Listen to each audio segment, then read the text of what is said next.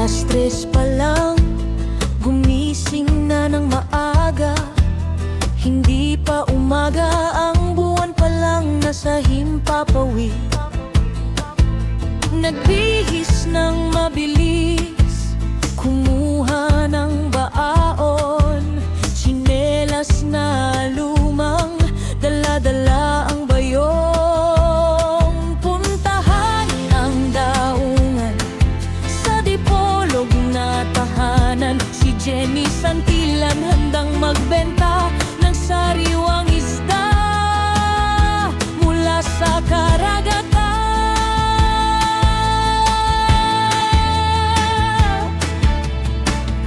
Dumating sa fishport, abot na ninaw ang dagat. Mga bangkang pantubig dumarating na rin.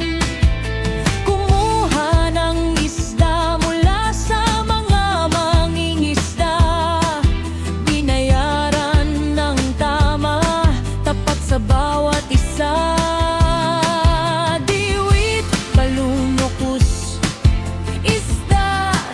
Batoring, bangsi, salawaki, kugit at tabugok pa. Panduan at matambaka, lahat dito meron.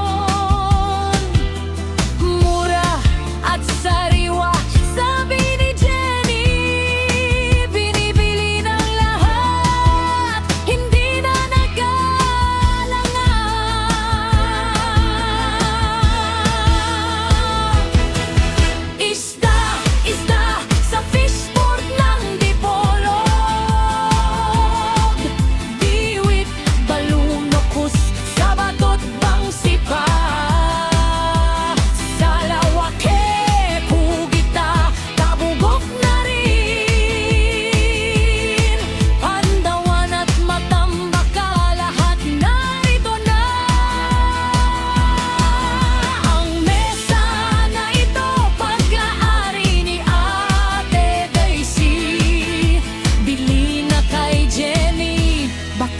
Maubusan ka pa.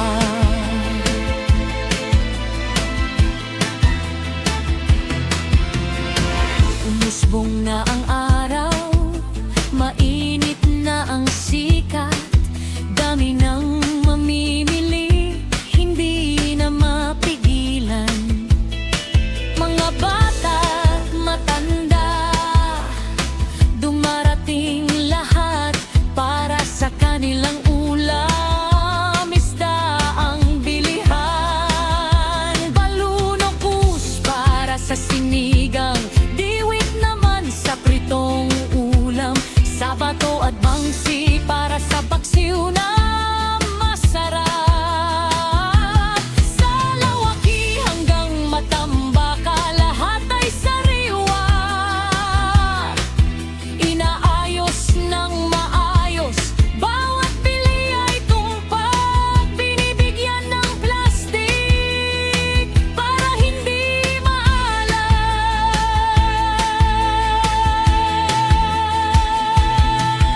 Isda, isda sa fishport ng Dipolog. Diwit, balunok-us, sabatot, bangsi pa. Salawake, kugita, tabugok na rin. Pandawan at matambaka, lahat narito na. Ang mesa na ito, pag-aari ni Ate Daisy.